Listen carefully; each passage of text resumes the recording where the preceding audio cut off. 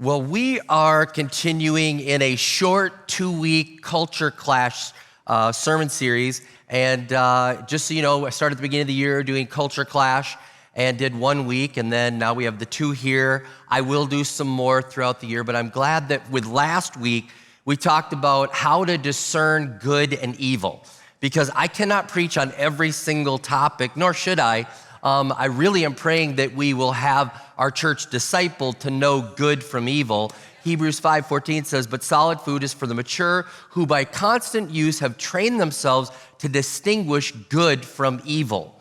And I pray that your spiritual taste is awakened, and when you taste things, when you see things, when you spiritually take things in, you know how to reject it as that is rotten, that is spoiled, that is no good. You've discerned that. And we also used in that message Isaiah 5:20, "Woe to those who call evil good and good evil, who put darkness for light and light for darkness, who put bitter for sweet and sweet for bitter." I mean, if that doesn't describe our world right now the world is attacking and saying, good is evil and evil is good. And you're just like, what is going on? And the spirit of this age, like we said, is one of transgression. To push the limits. That means to take pleasure in defiling oneself and pushing on to whatever is next. That's what sin does. There's a spirit of this age that is transgression, and it's trying to go to the next evil thing and the next evil thing. And we have to be people that are able to discern good from evil. Now, if you missed it, be sure to watch that sermon from last week. There were practical steps. There were things in there that were helping us.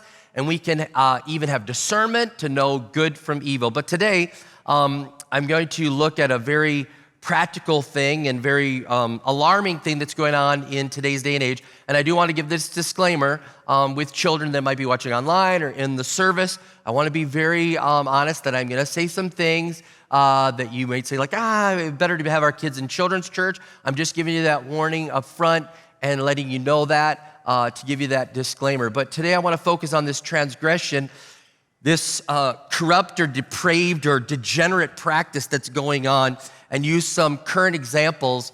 There's a hypersexualization of children that is going on, and this is very immoral. It's happening all around us. There's the child drag story hour that is happening in our libraries. There is all ages drag shows. There's gender teaching to children, and I'm not saying appropriate things of don't let people touch you here or don't do that. I'm talking about gender confusion teaching that's being taught to children, and there's even grooming behavior that is going on in society right now with our children. And if I could title the message, I would say protect the children.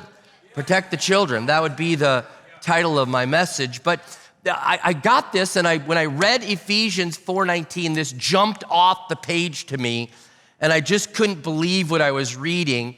It was not written to us, but it was written for us. If you know that about the Bible, you always have to say, who was it written to? And then we know it's written for us, we can get the value, but who is it written to? It was written to the church at Ephesus.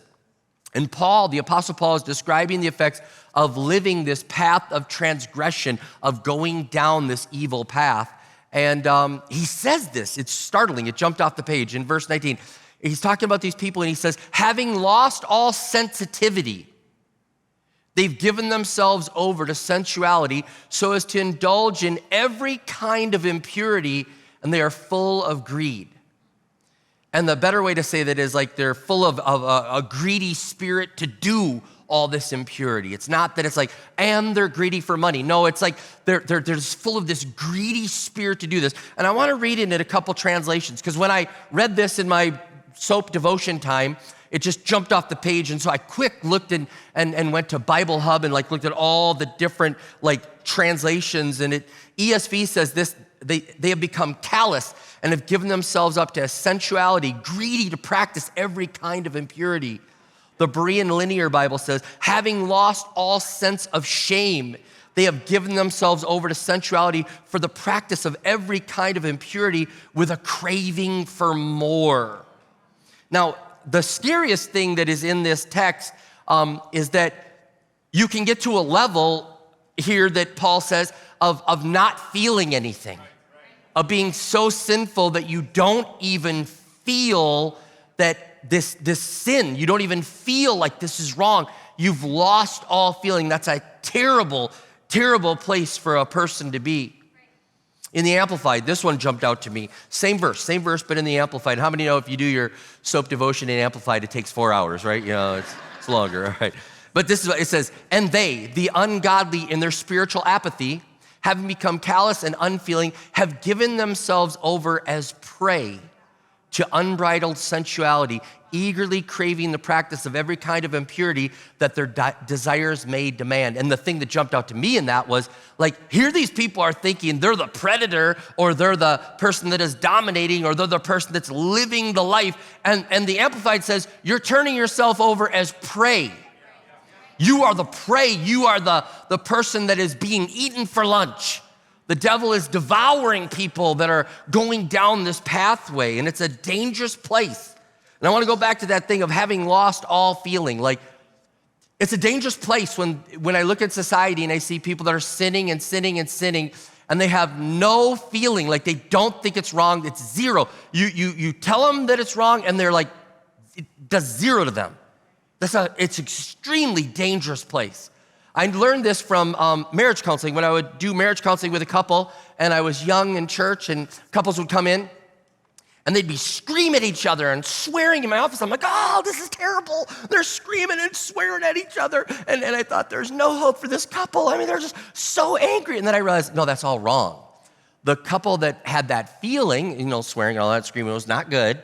But at least they had feeling towards each other. The couples that were done for, the ones that just came in cold, stone cold.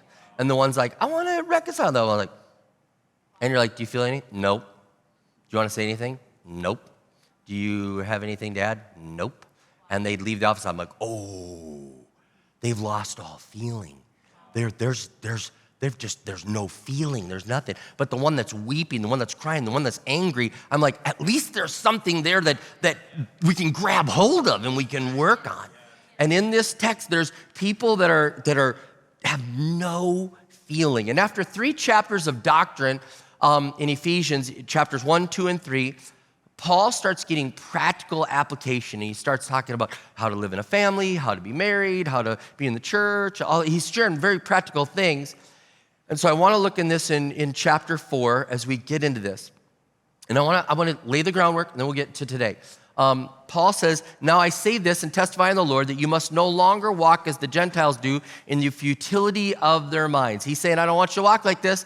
You're called out from this. I don't want you to walk in this futility. You must walk differently than the world. And there's you're going to walk different. Matter of fact, it said that Johnny Cash, now here's dating me, Johnny Cash, I walked the line. How many? I walked the line because you're mine, all right?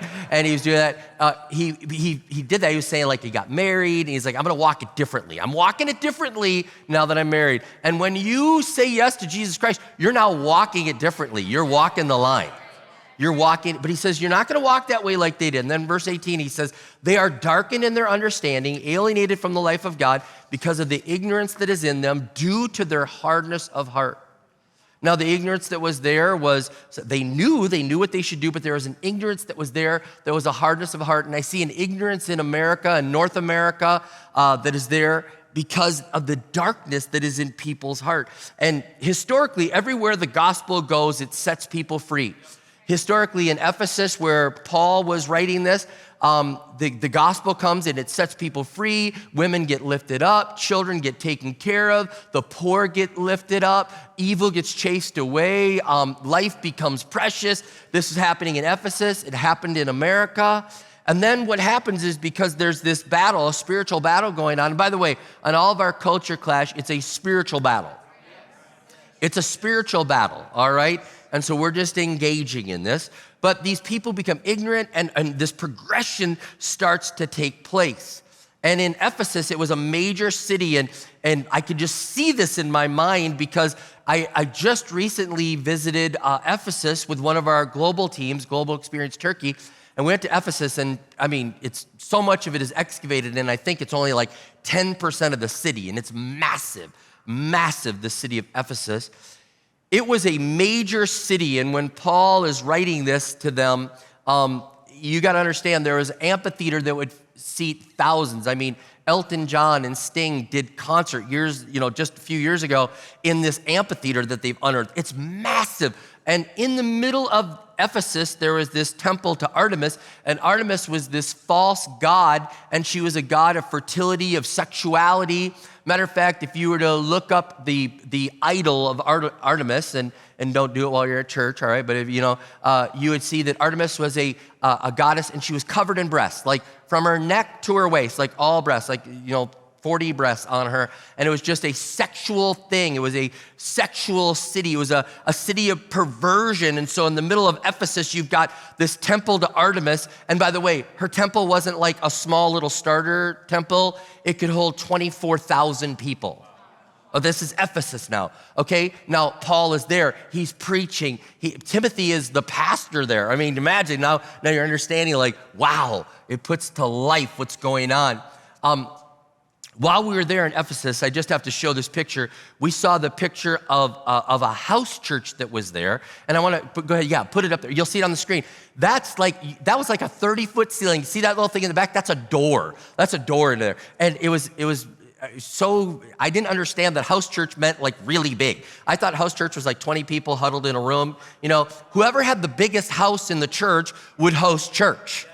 And this couple had a 9,000 square foot home and set aside like 2,000 square feet as the church in Ephesus, and that's one of the churches, a house church, all right? Now, I show you that because here you got a church that's holding 200 people in Ephesus. You got Artemis, you got all this stuff going on. Paul's writing, Timothy's pastoring. Right next door to this house is another house, and when they were excavating that house, they found out that house had a room in it set aside just for the prostitutes that they would bring to the home. And they found the shopping list from them in this house, right next door to the house church, right in Ephesus. If you were to go there right now and you could tour, you would find this out. They found the shopping list, and on the shopping list, it says to their servant, be sure to pick up a prostitute for our guest for the party tonight. It says it on that. That's the town of Ephesus. This is where Paul is writing. This is where Timothy is pastoring. This is where this text is coming from. And you see, it gives life to this, and it helps us to understand. And he says, there's a progression of transgression. There's a hardness that is going on. And Paul in this passage says there's a hardness that happens in people's lives and in society and in culture that don't know Jesus. And it's happening in our culture right now. There's a hardness that is there that is evil, that is saying, like, I don't feel anything. I have a hard heart. William Barclay in his commentary says, the terror of sin is the petrifying effect, that it becomes petrified. Your heart becomes hard. It becomes calloused. And if we don't watch it all around us, the world is just getting harder and harder and harder. Paul says there's darkness. They can't see the good. He also says, as he's describing these people, he said there's a callousness to them. There's a callousness to these people. And he said, well, what does that mean, that word callous? He said it really means like to grieve out, like they've squeezed all the grief out. They don't feel any shame or embarrassment anymore. And there's a progression of transgression going on there, and it's going on in our society right now. If you think back to the first time you experienced any sin, think back, the first time you experience, the first time you see something or do something that is sinful, and what happens? You're like horrified, like, how in the world? I didn't, you don't.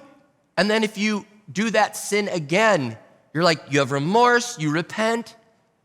But after a while, if you start doing that sin over and over again, how many know all of a sudden there's a callousness there? There's a callousness there. And then there's no feeling. And it's like you're down the road, and what would cause other people to shrink back, you're like all comfortable with it. I think about the progression. The Bible talks about, it's like you walk, you stand, you sit. And I remember a guy teaching in Psalm 1, he talked about, that you walk by sin, and then after a while, if you don't watch it, you're stopping by sin. And if you don't watch it, after a while, you're sitting in the middle of the sin. He's saying this callousness is there for these people. And It's sad when I see these people that are doing sin today and there's just a callousness. People are bragging, like people would brag and say like, this is how many abortions I've had, and they brag. Instead of like running to the grace of God, they're wearing t-shirts. There's a callousness like, yes, this is what we do. This is what we believe in. And there's a callousness of shoving it in people's face. It's the word that Paul is using here. He's saying like, instead of being like a closet alcoholic, the person, instead of trying to hide it, they're right in your face and they're doing it right in your face, almost to get in your space. Now, let me just stop for a second. Side note to believers. I'm talking about people that are in the world that are doing this. But this is a whole other sermon, but God help us if we get callous, if we get hard. There's a real danger right now. Like evil is all around us so much. Like there's another shooting. And many times we'll be like posting like, we're praying, God help us, please. And people are like, like that's gonna help. And it's like, I'm trying to not get a hard heart. I'm trying to stay engaged and we should be praying, we should be involved, we should offer solutions, we should do that. Like, and like the drug overdoses and things like, we just get desensitized. 70,000 people die from fentanyl like every year in America, and we're just like desensitized. It doesn't even hit us anymore. We should be not have a hard heart. And I just want to challenge the church, like weep, cry, grieve. When was the last time you wept over something like that? Don't get so hard that it doesn't move you. But back to Paul, he says, these people are greedy to practice. There's an insatiable desire. They've got to go. They need more. There's a new high. They've got to go. And I keep wondering, like, where does it end? Where does it end? And ultimately, the progression here of transgression, the Bible says it ends with spiritual death. But where does it end in society? And it looks like it ends, and like the end game is to get to the children. It looks like, when I look at this, like, where does it end? Where does it end? Where does it end? And it's like, it's in private, it's this, it's adults, it's this. And then all of a sudden it's getting to children. And when I could have never known when I was planning to preach this message months ago that just a couple weeks ago, the UN would have released a new recommendation. You may not be aware of this, but the UN just released a couple weeks ago a new recommendation that would normalize sex with children. The United Nations. You're like, what in the world? Yes, the report urges the removal of laws that would criminalize abortion, prostitution. Think about that. The non-disclosure of HIV status, that you don't have to share that you have HIV when you're engaged with somebody. It would remove the law on criminalization of drug use, begging, sleeping, urinating, or defecating in public, saying that should not be against the law. It's like the UN wants everywhere to be San Francisco, And then it's saying to remove the law that would criminalize sexual conduct with a consenting minor. God help us. God help us. This is going on. And I feel like the end game is getting to the kids, and I'm screaming out, let's protect the children. Let's protect the children. Now, people say, well, that's the UN, and sometimes people will attack me, and, I do culture things. They'll say, but what about my district, or what about my city? And, I don't know everything that's going on, but as things come up, I'm devouring this and always looking for things. But in North Carolina, the preschool class, there's a video now of a preschool class, and they introduce a non-binary puppet. And they said, this is neither a boy nor a girl, it's just a kid. And I think the puppet's name is Nash, and the teacher's trying so hard to do they, them pronouns, and all the kids are asking, like, why does he have stars? Well, Nash, he's just a kid, he's not a boy. And then they're like, why does he? Even the kids are like, they know, like, he looks like a boy, and they're confused, and the teachers are like, isn't that great? Look at what we did with those kids. This is happening, not like maybe, this is happening right now. You have sex ed with graphic pictures. I was just given the books that the Minnesota sex ed is doing. If I showed the pictures on the screen, I could get arrested for pornography. And this is going on in our schools in Minnesota and I remember I gave you the disclosure, but with same-sex intercourse, with heterosexual intercourse, with oral sex, there are graphic depictions and drawings for children that are prepubescent. Like, this is happening right now, okay?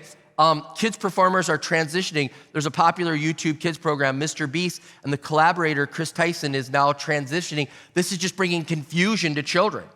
There's Drag Queen Story Hour in our public libraries. The Minneapolis Public Schools just held a gender resource fair. It was supposed to be held at Loring Elementary, but because people were protesting, they moved it to the school headquarters. Right now, people are renaming pedophiles minor attracted people. No, it's pedophile. It's a pedophile, and it's wrong, and it's sinful, and it must be repented of, and we will protect the children, okay? We have transgender drag queen dancing in the Minnesota State Capitol with all ages present. We have grooming behavior that is happening online, and it's more common than you would realize. And I want to be very transparent on this. It's way more common than you would realize. It's no longer keep your kids safe from the person in the white van. I mean, I remember when our kids were being raised, and my mom would say, now listen, boys, if anybody pulls up and says, help me look for my lost puppy, don't you dare look for that. You don't do that. You know, she's like really adamant, protect the kids from the person in the white van. How many know what I'm talking about, right? Well, now it should be like protect your kids from the people online. It's not the white van, it's online, okay? And I want to share this in full transparency. It's so prevalent, it even happened in our church several years ago. We had a kids pastor that was using an electronic device, using a computer, to pretend to be a teenage girl, asking other teenage girls for illicit pornographic material and sending it back and forth. We didn't know this. We had no idea, but the person was arrested, and we worked with the authorities. Handed over everything we needed to do, and the very day before I even knew what all the charges were, all the news channels were out in front of the church with the big satellite dishes, and even our congregation, we didn't even know what the charges were, okay? But we knew that he had been arrested for something involving minors. That's all we knew. And I stood in front of the church and I said, listen, we will protect the children. If you know anything, we want you to go to the police first. Even before you come to the church with any information, go to the police first so there can be no accusation of us tainting this, because we are going to stand with the children. We are not going to protect anyone that is a predator. We are going to stand with the children. And the church did a standing ovation that day. Thanks for standing with the children. We didn't even know what all the charges were. I didn't know this, but the arresting officer was in the room watching me that night, watching the sermon. And he said afterwards, wow, you guys handled that so well. You protect the children so much from the people like that. We're going to join your church. He said, we're going to join the church. I'm telling you that this is more prevalent. And that staff member was fired, went to jail. We've worked with the authorities. We will protect the children. And you say, like, why would you share that? That's embarrassing. Of course it is. I'm trying to show you that it's more prevalent than you realize, that it can permeate through society. There's a road of transgression that people are going down this pathway. And we need to protect the children. And I thought that protecting children would be admired, that, I've been posting things online. And instead of being admired for saying, we're trying to protect the children, they shouldn't see this stuff. This is inappropriate. Protect the children. People are attacking us.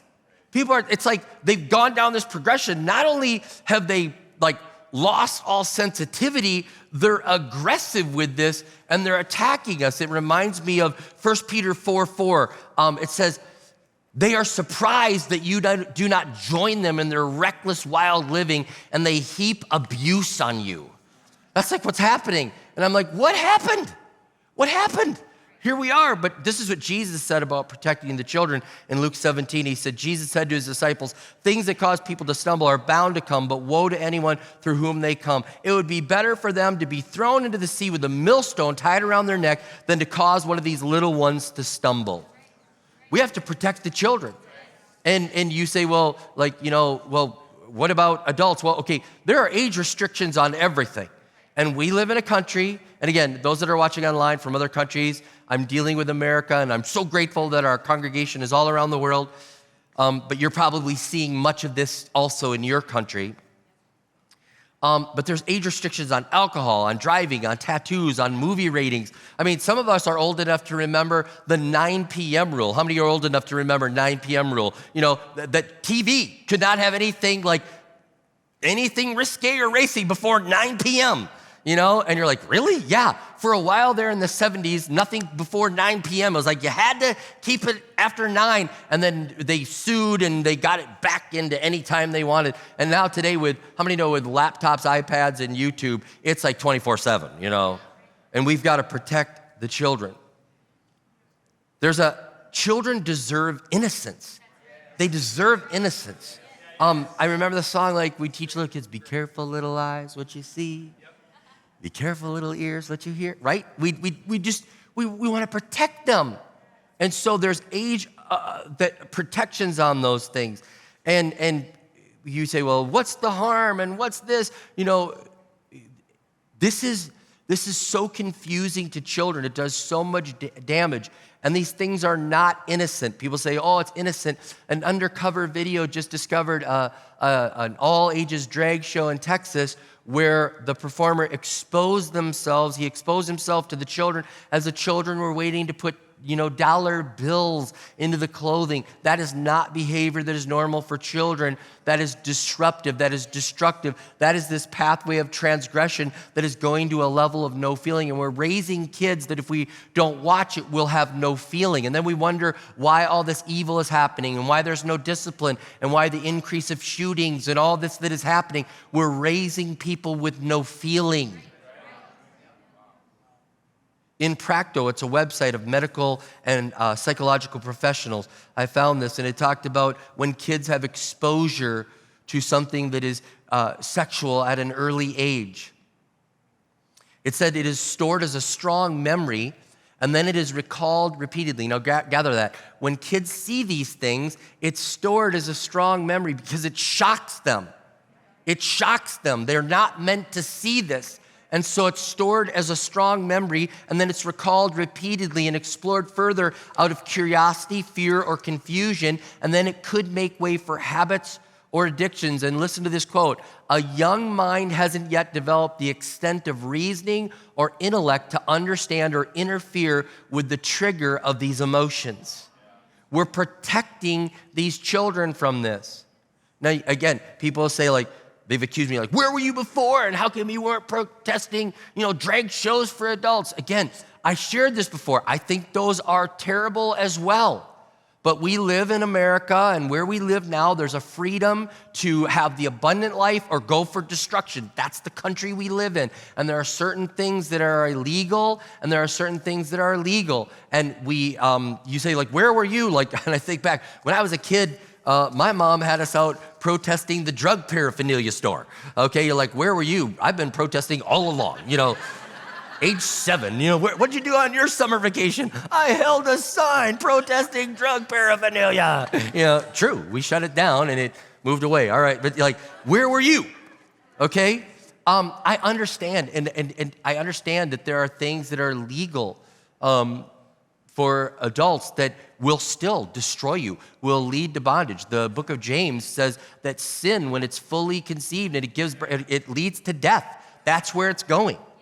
Okay? But we are trying to say right now, hold the line on this. We are trying to protect the children. We're saying that the UN opened the door. We're saying like stop, this is brand new. The UN never said this before. We didn't have it in preschool that we had non-binary puppets and trying to confuse kids where they're what in the world? We didn't have people dancing at our state capitol on the Northern Star, which I would get arrested if I stepped on it, but they danced all over it. We didn't have that happening. We didn't have in our public libraries people doing drag time story out. Like it's like it's coming forward, and because of this pathway of transgression, it's without feeling, it's desensitized, it's in your face, and it's crazy. People are yelling at us and saying, you're a bigot, you're an evil person. Like, I'm trying to protect the children, and I'm being called a bigot. I'm trying to say they deserve to grow up in innocence.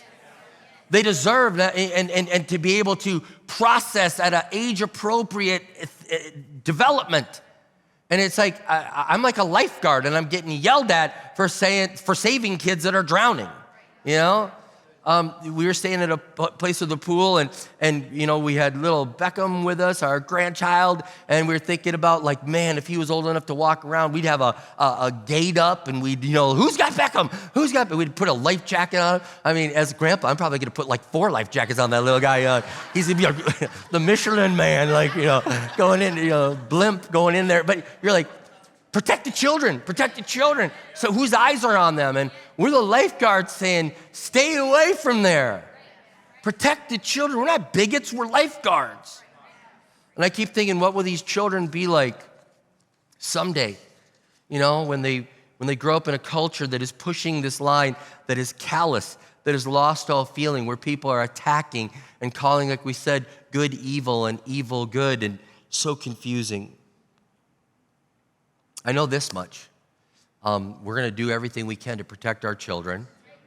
And we're going to be the ones that someday they'll say, like, at least you stood up. You spoke the truth. When the other people were confusing us, thank God you spoke up. Thank God you spoke up.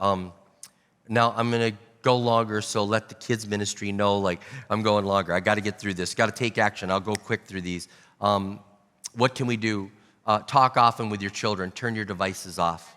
Talk. Have that family dinner. It's so critical that you talk. They'll share things with you. Be the first. What do I mean by that? With children, be the first. Parents, be the first to talk about that. It means you're going to have to talk about some awkward things, but you want to talk about it first so that they don't come home and say, my teacher said. No. Mom, dad have already said what we believe on that, and your kids can be the ones going, no, my mom and dad said no. All right? Which you should try to know the curriculum and be ahead of them, and opt out of whatever you can, which is interesting. Now they're even making laws, like Colorado is contemplating not allowing parents to opt their kids out of this.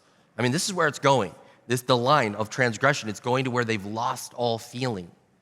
Be an active parent. What do I mean by that? That means you stop the show and you say, now, do we think it's okay to steal in our family? No, it's not okay to steal, right? All right, start it up, Do we think that? No, that's okay. Here's why we turn that one off. Here's why we don't do that. I remember even like going down the street and there were people that were, we were coming from a Twins game. There were people that were homeless and drunk and, Connor was like, can we give us some money? So we gave him a little bit of money and we said, hey, we do most of our work through the Life Center and here's why. Because some of these people use this money for alcohol and we want to help those people, so we work with the church, and you're trying to be active in parenting, all right?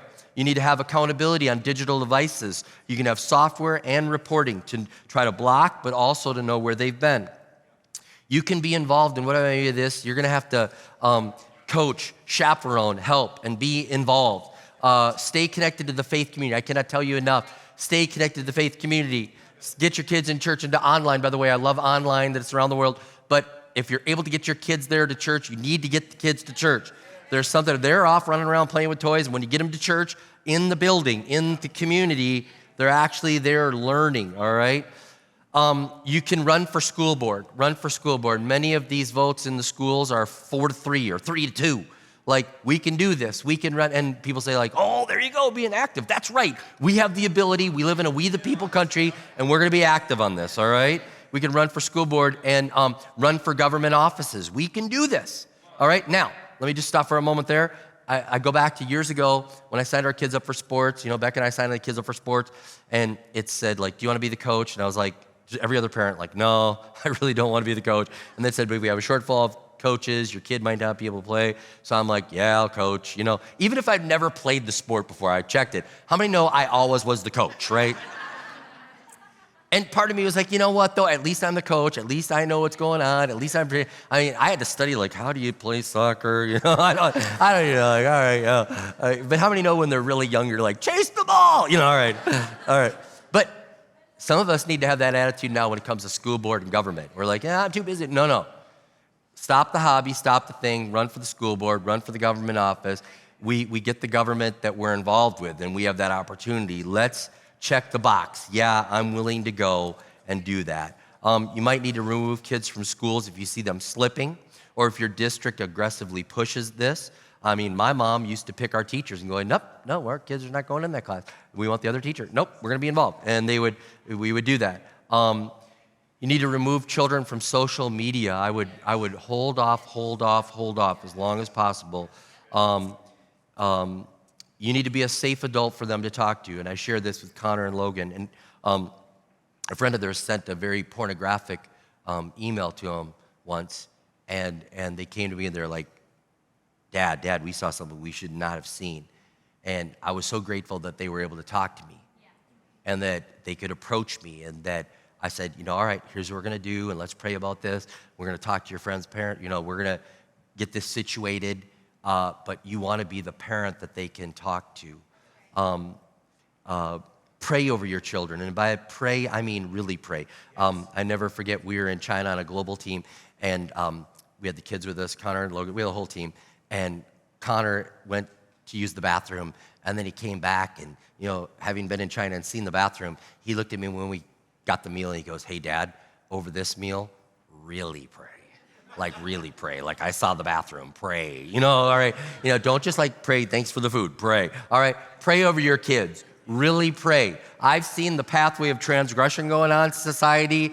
Really, you pray over your children. And by the way, May 4th is National Day of Prayer. Pray for our nation. Pray for our nation. We have our church campuses open. You can pray at the Capitol. All right, how about this? Make sure our kids' areas are safe and staffed.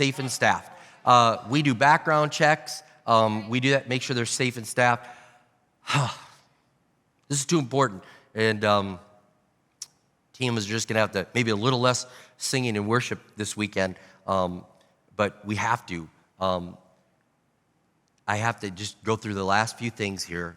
With this progression going on, realize this, there's tens of millions of people that believe in protecting the children. There's hundreds of, I believe there's over 100 million in America. It's just loud voices and people in political power that are trying to bring confusion. And there's people wandering around like, am I the only one that believes? No, you're not the only one that believes this. We need to organize, stand up. We need to realize we need to speak up, stand up, show up, step up, all that. We need to do that because it's a spiritual battle, and we're not going to shrink back from this. As I close with this, I go back to that verse. It said, having lost all sensitivity, and that's a scary place to be. But I believe if you're here and you're listening to this, whether it's online or in person, you've not lost all sensitivity. You may have gone down a pathway of sin that has caused you to try to silence the voice of God. You may have used alcohol. You may have used drugs. You may have turned the music up to drown out the voice of God because you don't want to listen. But God is just coming after you, and he's knocking at your heart. And if you're feeling something now, you have not gone beyond all sensitivity. There's hope. There's hope. There's hope. And that tug that you're feeling right now says grace can be applied. It doesn't matter what you've done. It doesn't matter where you've been. It doesn't matter how far down that transgression slide you've been. That it can be stopped in a moment. In verse 20, Paul talks about, you walk differently. That's not how you learn Christ. There's a change that can happen. There's a change that can happen.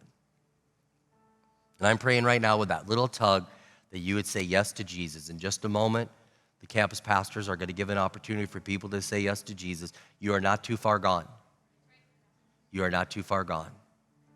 It's time for you to say yes to Jesus. So God, I just pray that we would grab a hold of this and protect the children and stand up against these cultural things that are wrong, but we'd also realize we desire to help people to find you as Lord and Savior. In a town like Ephesus,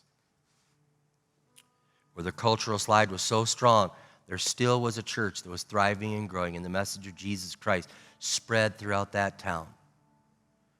God, may the message of Jesus Christ spread throughout our cities, throughout our state, throughout our country, throughout this world. And may people today say yes to you.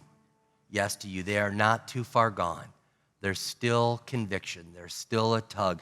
And may they respond to that tug right now and say yes to you. I thank you for this time together, and I pray that many, many people would say yes to you. In Jesus' name I pray. Amen. Amen.